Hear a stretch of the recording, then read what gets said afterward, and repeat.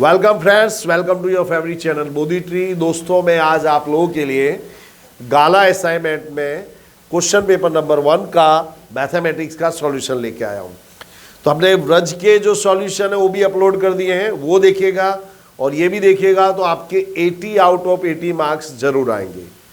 तो वीडियो को देखिए, लिखिए, प्रैक्टिस कीजिए, आपके 80 आउट ऑफ 80 मार्क्स जरूर आएंगे। तो now let's start. Hindi medium में इस तरह का कंटेंट देने वाला ये एकमात्र चैनल है। तो वीडियो देखिए, अपने मित्रों के साथ शेयर कीजिए। ओके, तो पहला हमारा प्रश्न है x² + 7x + 10 की शून्य ज्ञात करो। तो हमारी बहुपदी है x² + 7x + 10। तो यहां पे हमको 10 का गुणनखंड करके 7 लाना है। तो 5 दूनी 10, 5 और 2 7, 5 और 2 को जोड़ के 7 ला रहे हैं क्योंकि अंतिम पद हमारा प्लस है और अंतिम पद प्लस हो तो ये बीच वाली संख्या जोड़ के लाते हैं। तो x² + 5x + 2x + 10। x में यहाँ कॉमन लूँगा तो में मिलेगा x + 5, 2 कॉमन लेंगे तो 2 × 5 = 10। ये दोनों समान आने चाहिए, अगर समान नहीं आ रहे तो तुम्हारी भूल है। तो x + 5 को हमने ले लिया कॉमन, यहाँ बचा हमारा x + 2। ये है हमारे फैक्टर गुणनखंड। अब हमको इसके शून्य निकालने हैं तो लेंगे px = 0 लेने पर, यानी बहुपदी के बराबर हमने 0 लिया। तो क्या होगा भाई, x + 5 = 0। तो +5 का हम जब पक्षांतर करेंगे तो क्या हो जाएगा, -5। इसी तरह x + 2 = 0, तो x = -2। ओके, आगे लिखेंगे बहुपदी के शून्य -2 और -5 है। ओके, अगला सवाल है हमारा।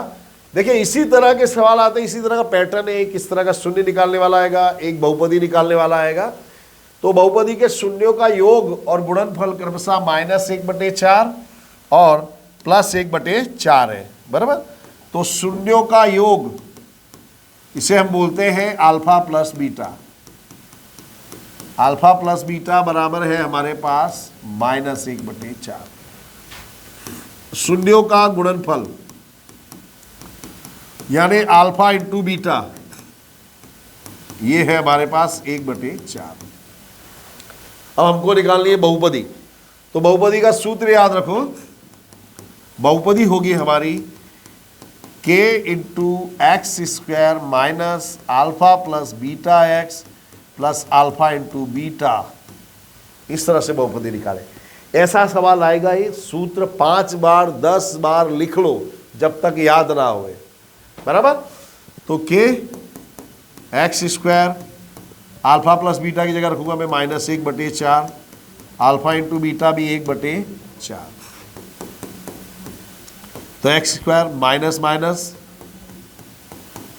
1/4, बराबर। अब हम एलसीएम लेंगे तो एलसीएम आएगा हमारा 4। तो 4 इधर गुणा हो जाएगा, 4x² + x + 1/4। अब आगे क्या करेंगे, 4 को यहां पे दिखाना नहीं है क्योंकि देखो 4 हमारा है कांस्टेंट। 4 हमारा कांस्टेंट है, k का मतलब होता है अचल, कांस्टेंट। तो 4 इसके अपॉन में दिखाने की जरूरत नहीं है, k/4 भी कांस्टेंट है, k भी कांस्टेंट है। तो यहां हमारा सवाल पूरा। नेक्स्ट समय हमारा ये द्विघात दूसरे चैप्टर का समय हमारा, इसके हल द्विघात समीकरण का सवाल है। x² - 3x - 10 = 0 के हल निकालने हैं। तो यहाँ पे हमको 10 का फैक्टर करके 3 लाना है, वो भी घटा करके। क्यों घटा के ला रहे हैं, क्योंकि अंतिम पद हमारा माइनस है। अंतिम पद माइनस हो तो बीच वाली संख्या घटा के ला रहे हैं। 10 का फैक्टर करके 3 लाना है मगर घटा करके। तो कैसे आएगा भाई, 5 दूनी 10, 5 दूनी 10, 5 में से 2 घटाया 3। तो x² बड़ी संख्या हमेशा आगे आएगी, माइनस, तो ये 2 हो जाएगा आपका प्लस, बराबर। अगर अंतिम पद माइनस हो तो बीच वाली संख्या घटा के लाएंगे, घटा के लाएंगे तो इनकी निशानी अलग अलग होगी, अलग अलग यानी एक प्लस होगा और एक माइनस। हमेशा बड़ी संख्या आगे आएगी। 5 आगे आया, बराबर 5 आगे आया, उसके आगे क्या आया माइनस, तो दूसरी संख्या हो जाएगी प्लस, क्योंकि घटाव कब होता है जब निशानी अलग अलग हो। तो अब यहाँ पे मेरे को x कॉमन मिलेगा हमको, तो x माइनस 5, या 2 कॉमन मिलेगा, 2 पंचे 10, तो x माइनस 5 x प्लस 2 बराबर 0। अब x माइनस 5 बराबर 0, तो माइनस 5 उधर जाकर प्लस 5, x प्लस 2 बराबर 0, तो प्लस 2 उधर जाकर माइनस 2। लिख देंगे बहुपदी के शून्य कहो, बहुपदी नहीं द्विघात समीकरण हुआ ये, द्विघात समीकरण के शून्य -2 और 5 है। ओके, अगला सवाल हमारा, ये एपी दी है अर्थमेटिक प्रोग्रेशन, इसका 10वां पद हमको निकालना है। तो सॉल्यूशन होगा a बराबर 2, डिफरेंस a2 माइनस a1 यानी 7 माइनस 2 यानी कि 5। 10वां पद निकालना यानी n बराबर 10। तो जब भी हमसे कहे 10वां पद निकालो, 15वां पद निकालो, 20वां पद निकालो, तो an वाला सूत्र आएगा। और अगर हमसे कहे जाए कि 10 पदों का योग, 20 पदों का योग, तो sn वाला सूत्र आएगा। s का मतलब होता है सम। ओके, तो हमारा सूत्र आएगा an is equal to a plus n minus 1 into D. a 10, एक ही जगह पर हम लिखेंगे 2, 10 माइनस 1, डिफरेंस है हमारा 5, 2, 10 में से 1 घटाया 9 गुणे 5, 9 पंचे 45। पहले गुणा होगा, पहले जोड़ने मत बैठ जाना, बोर्ड मास के नियम के अनुसार पहले सबसे पहले होगा गुणा, तो 45 और 2 47। अगला सवाल है हमारा सवाल नंबर 29। तो हमको दिया है एपी है हमारी, इसमें प्रथम 1000 पदों का योग निकालना है। तो हमारी एपी होगा 1 2 3, अंतिम पद हमारा होगा 1000, बराबर। तो a बराबर 1, d बराबर a2 माइनस a1 यानी कि 2 माइनस 1 यानी कि 1, हमारा लास्ट पद या फिर l बराबर है 1000। तो यहाँ पे अंतिम पद हमको मालूम है, कुल कितने पद है वो भी हमको मालूम है। तो ये जो शॉर्ट वाला मेथड है वो लगा दो, Sn is equal to n upon 2 a plus l। तो n की जगह आप क्या लिखोगे, 1000 बटे में 2, a है आपका 1 और l है हमारा 1000, बराबर। 2 से इसको कैंसिल करेंगे तो आएगा 500 और ये हो जाएगा 1001। अब 1001 का गुणा करें, कैसे कर रहा हूं गुणे 500, तो 2 जीरो को भूल जाओ, 5 का गुणा कर रहा हूं, 5 एकम 5, 5 गुणे 0 0, 5 गुणे 0 0, 5 एकम 5, और ये 2 टकले पीछे आ जाएंगे। है क्या, जब भी इस तरह की संख्या गुणा करें तो टकलों को अलग छोड़ो, बराबर, बाद में उनको टकलों को पीछे लगा देते हैं। अगला सवाल है, ये बिंदु दिए हैं, इनके बीच का हमको डिस्टेंस यानी कि अंतर ज्ञात करना है, बराबर, एकदम इजी है। तो ये हमारी रेखा ले ली हमने ए बी, ए के याम है हमारे 2 3, बी के याम है 4 1, बराबर। यानी x1 बराबर हमारे पास है 2, y1 बराबर है 3, x2 बराबर है 4, y2 बराबर है 1। तो डिस्टेंस निकालने का formula, distance A B is equal to under root x1 minus x2 का whole square plus y1 minus y2 का होल स्क्वायर। देखिए ये पूरा टॉपिक जो है इसमें 90% सवाल में ये सूत्र आता है, तो ये सूत्र 10 बार 20 बार लिख लो, आना ही चाहिए। अब यहाँ मैं x1 माइनस x2 करूँ या x2 माइनस x1, उत्तर वही आएगा, तो उससे देख दुखी नहीं होने का। तो देखिए x1 है हमारा 2, x2 माइनस 4 उसका होल स्क्वायर, 3 माइनस 1 उसका होल स्क्वायर। -2 का होल स्क्वायर, 2 का होल स्क्वायर, तो 2 का वर्ग 4, 2 का वर्ग 4 बोले तो 8। तो 8 का मतलब हुआ 4 दूनी 8, बराबर। 8 का मतलब हुआ 4 दूनी 8, इसमें 4 पूर्णवर्ग संख्या है तो उसका वर्गमूल 2 बार 2 √2, बराबर। तो इस तरह से अगर फैक्टर हो तो करने का, तो हमारा डिस्टेंस होगा 2 √2। ओके, नेक्स्ट सम है हमारा। तो दो बिंदु दिए हैं, इनके बीच का डिस्टेंस है 10। अब देखिए बिंदु है ए, रेखाखंड है हमारा ए बी, ए के आम है हमारे 2 -3, बी के आम है 10 y, और इनके बीच का डिस्टेंस ये दिया है 10। तो हमको y की कीमत ज्ञात करनी है, तो हमको डिस्टेंस दिया है तो डिस्टेंस का ही फॉर्मूला लगाएंगे। x1 = 2, y1 = -3, x2 = 10, y2 = y। तो डिस्टेंस ए बी का हमारा फॉर्मूला है √x1 - x2 का होल स्क्वायर, y1 - y2 का होल स्क्वायर।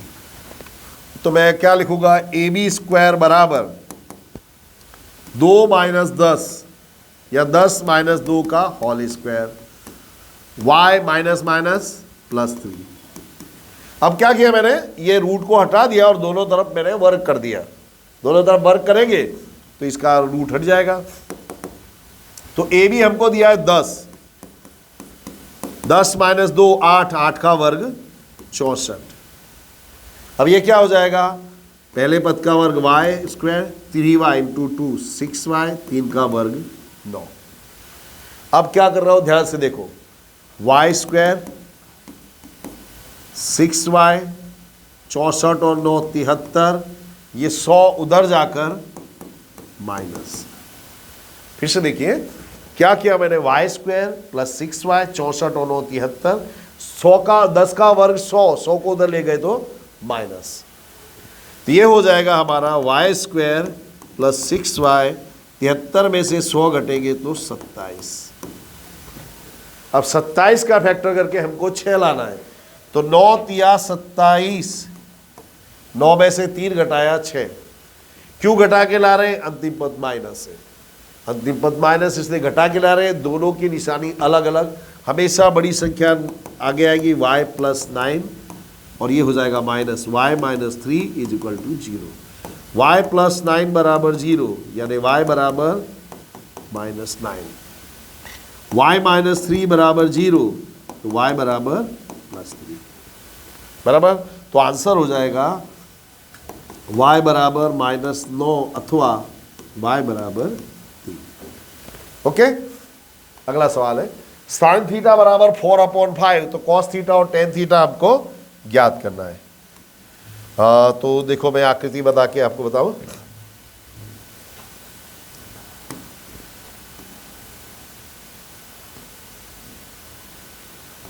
त्रिभुज ABC हमने ले लिया, ABC, ये 90 डिग्री होता है और ये है हमारा थीटा। Sine theta = 4/5।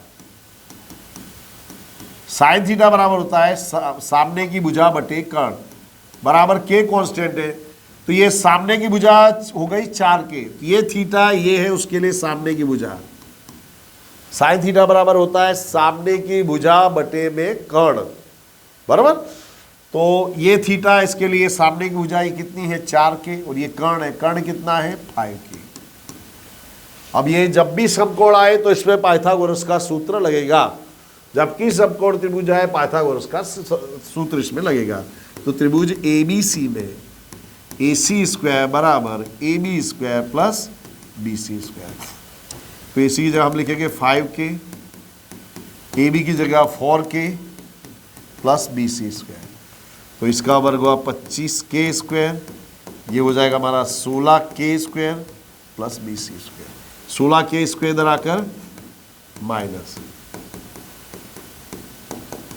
तो BC² बराबर होगा 9k², यानी BC बराबर होगा 3k, बराबर। BC हुआ हमारा 3k। अब हमको निकालना है कॉस थीटा और टेन थीटा, बराबर। तो कॉस थीटा बराबर होता है पास की भुजा बटे में कर्ण। तो थीटा के लिए पास की भुजा है 3k, कर्ण है हमारा 5k, k से k कट गया 3/5। फिर हमको निकालना टेन थीटा। टेन थीटा बराबर होता है सामने की भुजा बटे पास की भुजा। तो ये थीटा है, इसके लिए सामने की भुजा 4k अपॉन में 3k, k से k कट गया 4/3। एकदम आसान सवाल है, मगर ये सवाल आप कब लगाओगे? जब ये सब चीजें मालूम पड़े तब। ओके, नेक्स्ट सम है हमारा ये इसकी वैल्यू हमको निकालनी है। तो साइन 60 बराबर होता है √3/2। कॉस 30 भी होता है √3/2। जो साइन में 30 की वैल्यू होगी वो कॉस में 60 की होगी, और जो साइन में 60 की होगी वो कॉस में 30 की होगी। ये सारी वैल्यूज आपको याद कर लेनी है। Sign 30 1/2, cos 60 1/2। √3 इंटू √3 3, 2 2 ज़ा 4, 1 एकम 1, 2 दूनी 4। यहाँ दोनों का हर समान है, तो 3 + 1/4, 4/4 क्या आया? 1। ये हमारा आंसर। ओके, अगला सवाल हमारा देखिए, ये टावर है हमारा जो शीर्ष लंब है। टावर के आधार से 15 मीटर दूर स्थित बिंदु, ये बिंदु हमारा 15 मीटर दूर है, बराबर। यहां से जब हम देखते हैं तो टावर के शिखर यानी इसका उत्सेद कोण हमको मिलता है 60 डिग्री। ये एंगल हमको मिलता है 60 डिग्री। उत्सेद कोण यानी जब नीचे से आप ऊपर देखते हो तो उससे बोलते हैं उत्सेद कोण, बराबर। ये रहा हमारा टावर AB, उसकी ऊंचाई हमने ले ली h। तो हमको टावर की ऊंचाई ज्ञात करनी है, बराबर। तो लिखेंगे फिर से, ये टावर है, ये 15 मीटर दूर स्थित है बिंदु C। यहां से देखने पर इसकी शिखर का उत्सेद कोण मिला 60 डिग्री। तो मान लिया कि टावर की ऊंचाई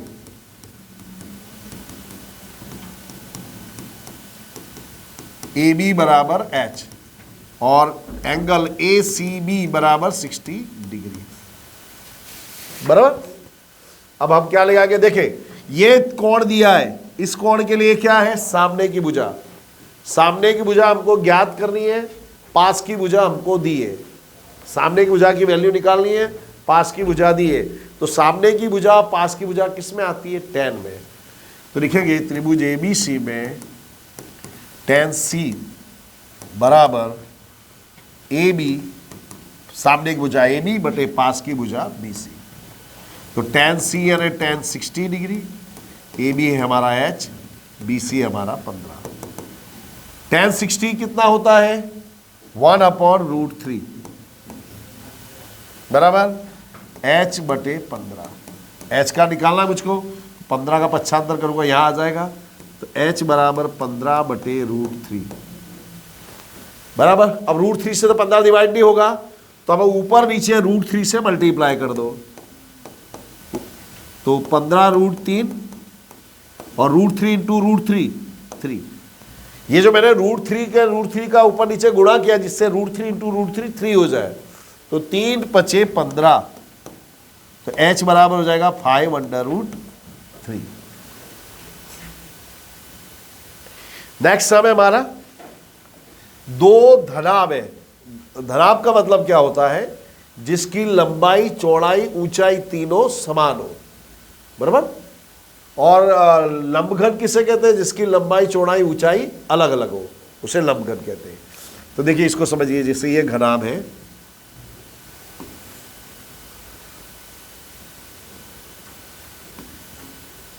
इसकी लंबाई चौड़ाई और ऊंचाई तीनों समान है। कितनी है?